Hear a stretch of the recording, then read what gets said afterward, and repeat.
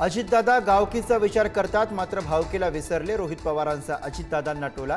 तर भावकीकडे लक्ष दिलं म्हणून तू आमदार झालास, अजितदादांचा जोरदार पलटवार.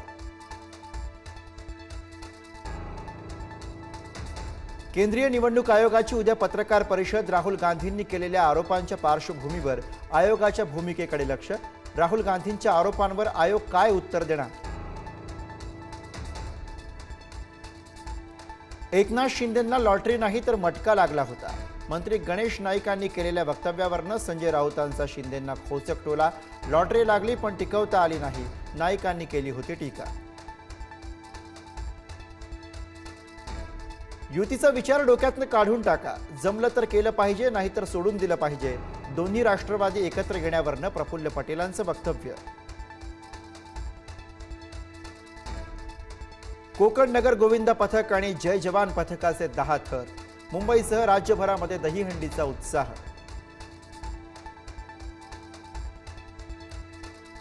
मुंबईच्या मानखुर्दमध्ये गोविंदांचा मृत्यू. दहीहंडीची दोर बांधत असताना गोविंदा खाली कोसळला. आतापर्यंत 30 गोविंदा जखमी, 15 गोविंदांना उपचार करून सोडलं.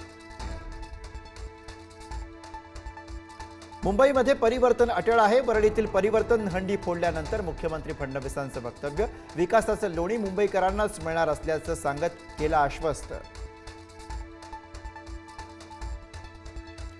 मुंबईच्या मागाठाण्यात गौतमी पाटीलचा धमाका. प्रकाश सुर्वेंच्या हंडीत गौतमी थिरकली. गौतमीसह गोविंदाई थिरकले. बीडच्या केजमधील मांजरा प्रकल्प 85% भरला. 4 दरवाजे उघडून विसर्ग.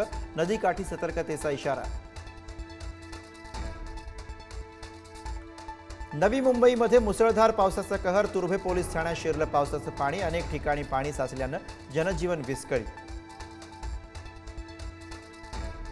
रायगड आणि रत्नागिरीमध्ये पावसाचा जोर कायम. कुंडलिका आणि अंबा नदीनं इशारा पातळी ओलांडली, तर खेडमधील नारंगी आणि जगबुडी नदी इशारा पातळीच्या बाहेर.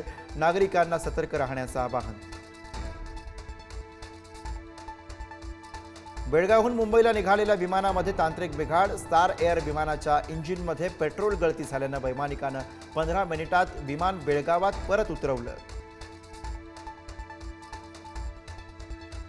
लोकप्रिय ज्येष्ठ अभिनेत्री ज्योती चांदेकर यांचं निधन. वयाच्या 69व्या वर्षी घेतला अखेरचा श्वास.